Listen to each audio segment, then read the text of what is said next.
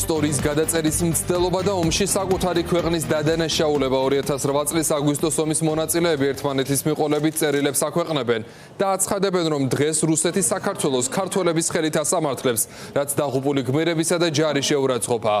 როგორ აფასებენ ივანიშვილის ღალატის კომისიის მუშაობა სამხედროები. თამარ დემეტრაშვილი მოგვიყვება პირდაპირ ეთერში. თამარ, გისმენთ. წულუკიანის ეგრეთ წოდებულმა კომისიამ პირველი შედეგი უკვე მოიტანა. ცხინვალის რეჟიმი 2008 წლის ომის მონაწილეების დასჯას მოითხოვს. ეს პირველი რეაქციაა და ძალიან მალე მას აუცილებლად მოჰყვება რეაქცია მოსკოვიდანაც. ოლიგარქის მთავრობას კრემლი, როგორც არაერთხელ გაუკეთებია, სავარაუდოდ ისევ შეაქებს. წულუკიანისა და კომისიის სხვა წევრების სახელით რეჟიმი ყველა ღონეს ხმარობს დამნაშავედ სწორედ საქართველოს მაშინდელი ხელისუფლება გამოიყვანოს. ეს კი ავტომატურად იმას ნიშნავს, რომ დამნაშავედ გამოცხადდება საქართველოს სახელმწიფოც. ეს რომ ასეა ეგრეთ წოდებულ ხელისუფლებაში ალბათ კარგად ესმით, მაგრამ ეს არავის აკავებს. ყოფილი სამხედროები კი, ვინც თავად მონაწილეობდნენ ოკუპანტთან ბრძოლაში, ამას კარგად ხედავენ და არც საკუთარი პოზიციების გამოხატვის ერიდებათ. ინტერვიუებში იქნება ეს თუ სოციალურ ქსელებში.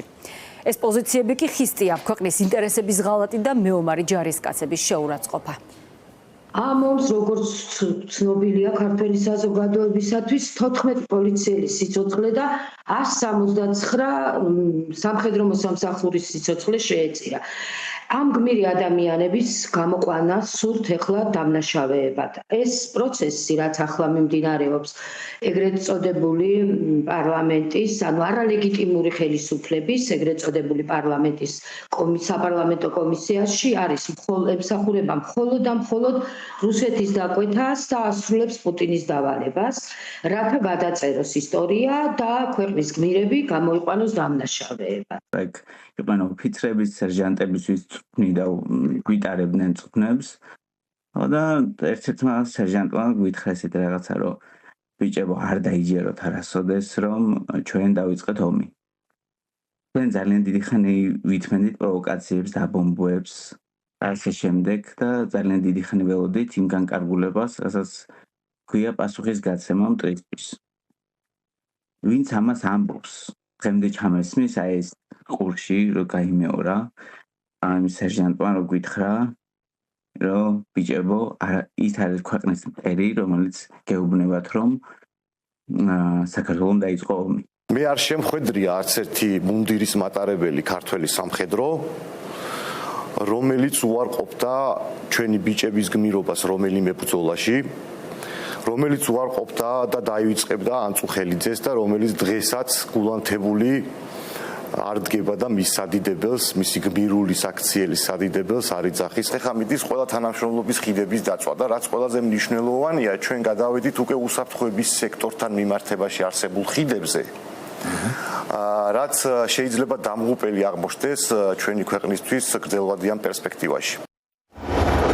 2008 წლის ომის პროვოცირებაში საქართველოს დადანაშაულება არის ღალატ. ეს ქართული ჯარის მიმართ ღიად მტრული დამოკიდებულებაა. ჯარი არის სახელმწიფოს სუვერენიტეტისა და უსაფრთხოების გარანტი, რომელმაც ჯარმაც 2008 წელს გააკეთა ის, რომ რუსეთმა თავისი დროშა ვერ ააფრიალა თბილისის თავზე. იმ აღალჩინოსნების სიჩუმის გამკვირვებია, ვინც პირადად მონაწილეობას იღებდა მტერთან ბრძოლაში. შეუძლებელია წოდებამ, თანამდებობამ ან საცხოვრებელმა ფართმა მტერი და მოყვარე ვერ გაგასხვავებინოს. სამხედრო ფორმა შესაძლოა დაისვაროს სტალახით, სისხლით, მაგრამ არასდროს სირცხვილით. რუსეთი ოკუპანტია, ომი რუსეთმა დაიწყო, რუსეთი მტერია. ამის დაწერასაც კი ვერ ბედავთ. რუსეთი იყო და არის საქართველოს ისტორიული, საუკუნოვანი მტერი. ბუხუმ ჭალისური, ვარ შსს თადარიგის ვიცე-პოლკოვნიკი, 2008 წლის ომის ვეტერანი. იმ ომის, რომელიც რუსეთმა დაიწყო და დამნაშავეც მხოლოდ ის არის. ამ ომის საქართველოსთვის დაბრალება და ისტორიის გადაწერის მცდელობა კი როგორც ამ ქვეყნის, ისე მისთვის მებრძოლი თითოეული ადამიანის შეურაცხყოფაა. სამხედროს შეურაცხყოფა კი უპატიებელი ქმედებაა. აღსვეთებული სამხედროების რეაქციები არ წყდება და საკუთარ პოზიციას სულ უფრო მეტი ადამიანი გამოხატავს.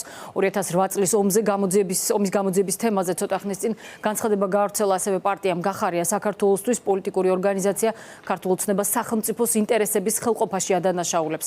აცხადებენ, რომ ეგრეთ წოდებული კომისიის დასკვნა გამოუსწორებელ ზიანს მიაყენებს ქვეყნის ტერიტორიული მთლიანობის აღდგენის პერსპექტივას, აზიანებს არაღიარების პოლიტიკას, ლახავს ქართული ჯარის ღირსებას და შეურაცხყოფს იმ მებრძოლების ხსოვნას, რომლებმაც სამშობლოს დაცვას საკუთარი სიცოცხლე შესწირეს. მადლობა, ეს თამარ დემეტრაშვილი იყო ფორმულას პირდაპირ ეთერში.